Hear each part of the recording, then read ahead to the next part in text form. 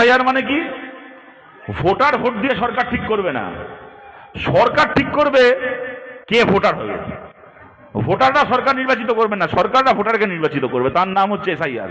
এখন যে আকারে এসআইআর করছে, মমতা ব্যানার্জি বলেছিলেন, আপনাদের মনে আছে, আমি বেঁচে থাকতে বাংলা এসআইআর হবে না, আমি বেঁচে থাকতে বাংলা এসআইআর করতে দেবো না।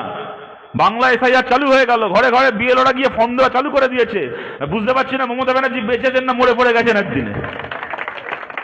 বলেছিলেন উনি বেঁচে থাকতে নাকি বাংলা এসআইআর হবে না, আর এখন ওনার নিজের মন্ত্রিসভার মন্ত্রীগুলো, এই মদন মিত্র, চন্দ্রিমা ভট্টাচার্য, ও নিজের মন্ত্রিসভার একটার পর একটা মন্ত্রী দেখছি বাড়িতে বিএলও কাছে ফর্ম নিয়ে দাঁত কেলিয়ে, বিএলও থেকে এসআইআর এর ফর্ম নিয়ে আবার দাঁত কেলিয়ে ছবি তুলে সেই ছবি আবার ফেসবুকে পোস্ট করছে।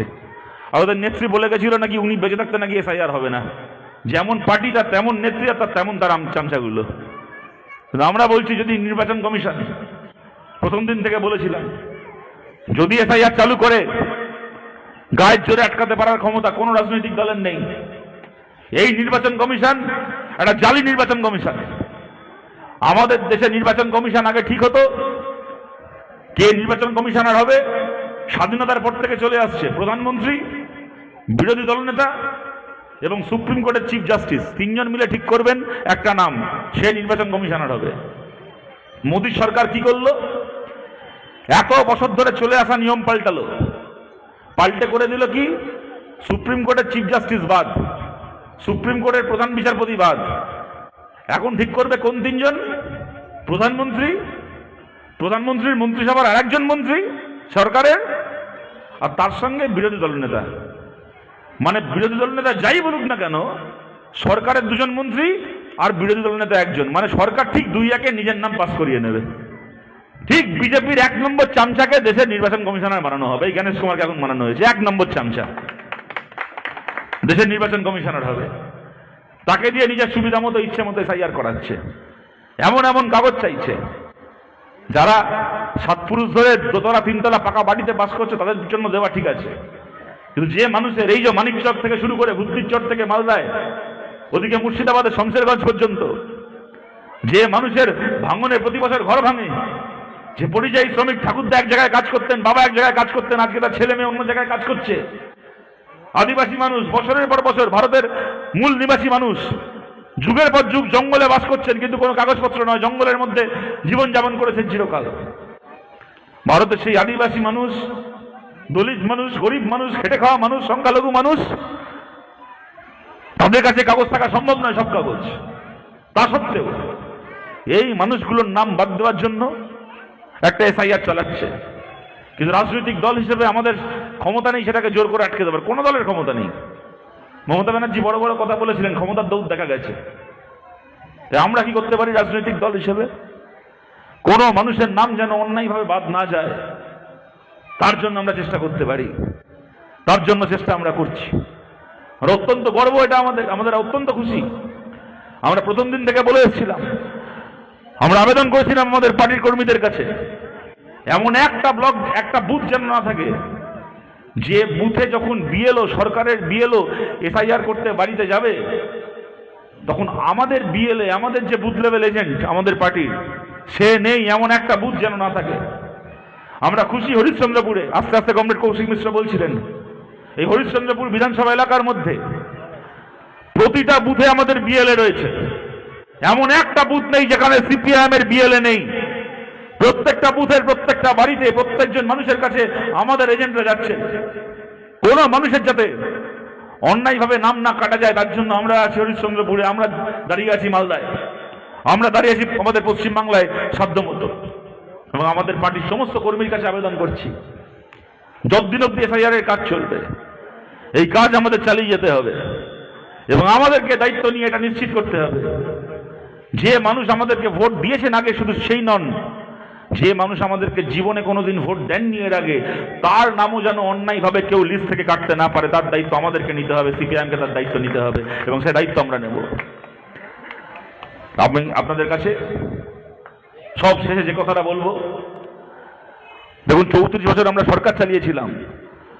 যদি জিজ্ঞেস করা হয়, ওই 34 বছরে পশ্চিমবাংলায় লোকের চাকরি বাকরি, স্কুল কলেজ তৈরি, রাস্তাঘাটের উন্নয়ন করা, বড় বড় ব্রিজ বানানো, এইসব কাজ করার প্রশ্নে বামফ্রন্ট সরকার কেমন কাজ করেছে, বামফ্রন্টকে 100-এ কত দেবেন?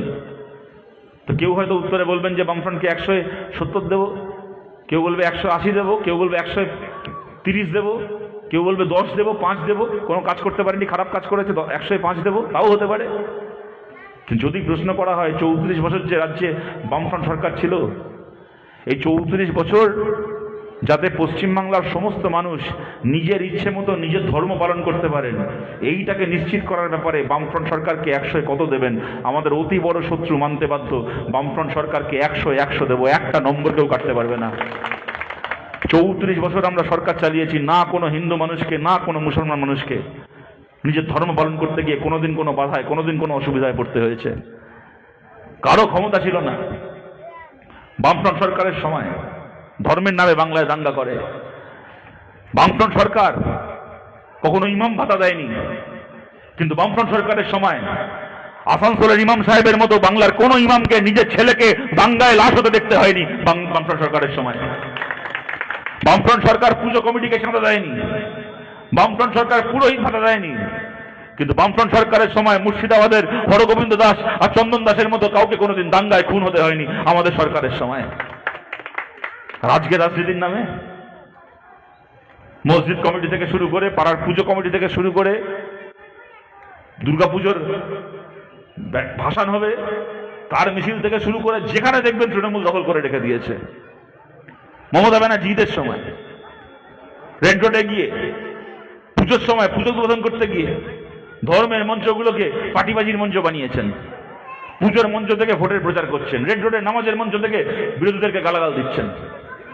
নামাজ পড়তে পারেন না, তাও মোনাজাত করে এমন করছেন যেন 3 জন্ম নামাজ পড়ে এসছেন। আমি অনেক, আমার জীবনে বিশ্বাস করুন, অনেক হাজী সাহেবকে চিনি, অনেক মানুষ যারা দিনে 5 ওয়াক্ত নামাজ পড়েন, ধার্মিক মানুষ, বহু মানুষকে চিনি।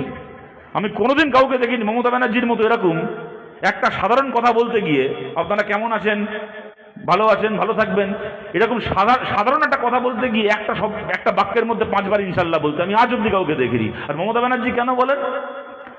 ওই রেড রোডের মঞ্চে দাঁড়িয়ে সাধারণ একটা বাক্য বলবেন, তার মধ্যে 5 বার ইনশাল্লাহ বলবেন, আর একবার করে ইনশাল্লাহ বলবেন, মনে মনে হিসাব করবেন, এই যে আমি একবার ইনশাল্লাহ বললাম, আমার 5টা মুসলিম ভোট বাড়লো তো। এটা রাজনীতি না খ্যাঁচড়ামি? বলুন তো, এটাকে রাজনীতি বলে নাকি এটাকে খ্যাঁচড়ামি বলে? দুর্গাপুজোর ভাসান হচ্ছে, আমরা জানতাম প্যান্ডেলে দুর্গা ঠাকুর দাঁড়িয়ে থাকবে, লোকে লাইন দিয়ে দুর্গা ঠাকুর দেখতে যাবে।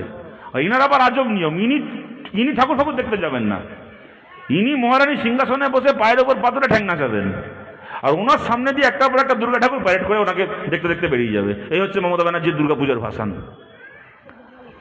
একদিকে এইসব করবেন, আর একদিকে ঠিক ভোট যখন এগিয়ে আসবে, এলাকায় এলাকায় ধর্মের নামে একটা উস্কানি দিয়ে, সুরসুরি দিয়ে অশান্তি লাগাবেন, দাঙ্গা লাগাবেন, লাগিয়ে বিজেপি গিয়ে বলবে হিন্দুরা আমাদের ভোট দাও, তৃণমূল গিয়ে বলবে মুসলমানের আমাদের ভোট দাও। এই রাজনীতি করবে দিনের পর দিন বাংলায়। এই রাজনীতিকে হারাতে হবে, এই রাজনীতিকে হারিয়ে সত্যিকারের মানুষের রাজনীতি বাংলায় ফেরাতে হবে। গরিব মানুষ, খেটে খাওয়া মানুষ, কৃষক, শ্রমিক, ক্ষেতমজুর, ছোট ব্যবসায়ী, দোকানদার, তপশিলি জাতির মানুষ, আদিবাসী মানুষ, বাংলার মহিলারা, বাংলার সংখ্যালঘু মানুষ, তারা নিজে মুখে নিজের কথা বলবেন, মাথা উঁচু করে রাজনীতি করবেন। ছেলেমেয়েরা স্কুল কলেজে পড়াশোনা করবে, চাকরি বাকরি করবে, শান্তিতে মানুষ ব্যবসা করবে, রাস্তাঘাটের উন্নয়ন হবে। এরকম একটা বাংলা তৈরি করতে হবে।